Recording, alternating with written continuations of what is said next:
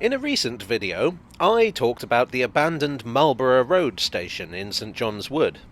But there's another abandoned station in St John's Wood, and I think the time has come for me to step up to the bat and make a video about it. The station was here, on the corner, where this hotel is now. There's almost no trace of it visible today. The station has been known by many names. In fact, while I and most actual historians refer to it as Lord's, it was only called that for a few months at the end of its life. When it was first opened, it was called St John's Wood Road.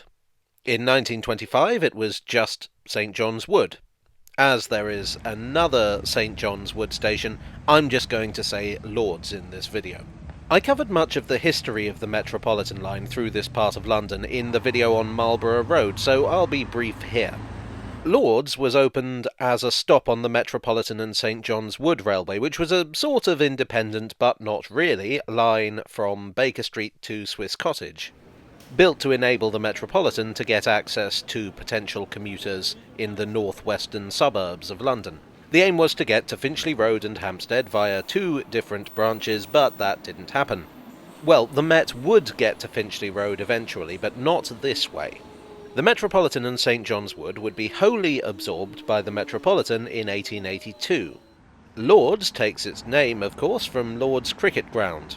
This is the headquarters of Marylebone Cricket Club, whose name I shall pronounce however I like. It's often referred to as the home of cricket or the Mecca of cricket. Cricket is one of those quintessentially British sports that's really hard to explain the appeal of to someone who isn't familiar with it. But suffice it to say that in the 19th century, cricket was big business, popular with the highest in the land. This meant that the MCC had quite a lot of sway. When the Great Central Railway tried to build a line under Lord's in the 1890s, the MCC were able to demand quite substantial compensation, which seems a little underhanded.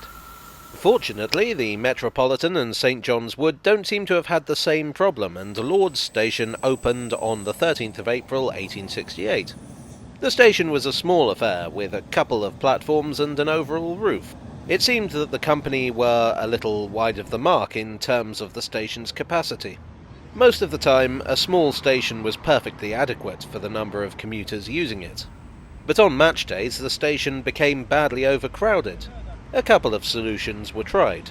One was to put up temporary booking halls on match days. Another was to put a booking hall in the cricket ground itself. Eventually, in 1925, the Metropolitan bit the bullet and had a new, larger station built. This was the work of architect C.W. Clark, and if you want to see a similar style of station, I recommend Willesden Green.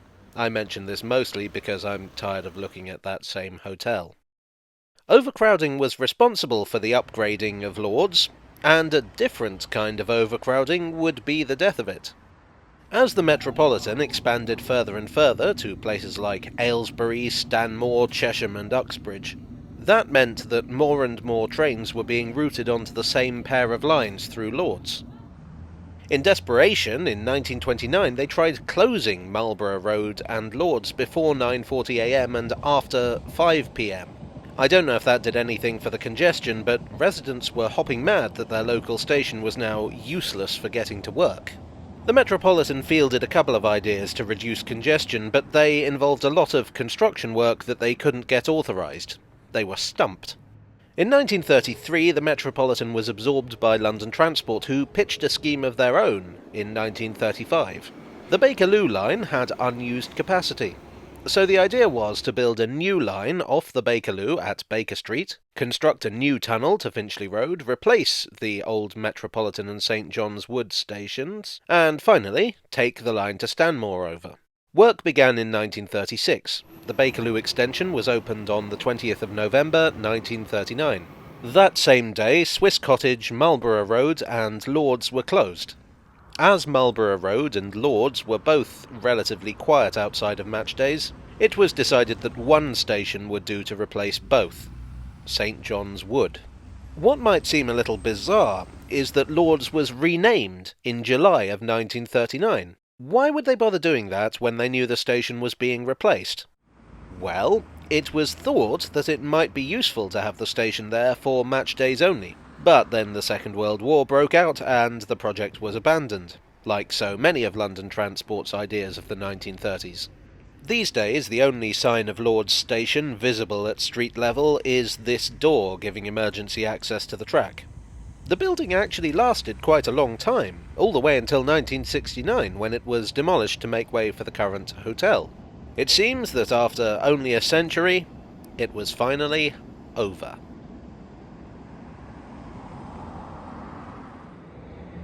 Well, I hope you enjoyed this unmatched tale from the Tube. If you did, please do click the like button and subscribe for more on the Tube and other subjects along those lines.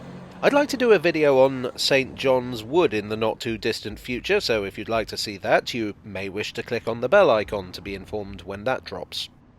I'd also quite like to complete the Metropolitan and St. John's Wood hat trick with Swiss Cottage at some point. That might not be for a while, though, because, to be honest, a lot of the history is quite similar to Lord's and Marlborough Road. Thanks, as always, to my donors on Ko-fi and Patreon. You are the bales to my stumps. And I'll see you all again very soon for another tale from the Tube.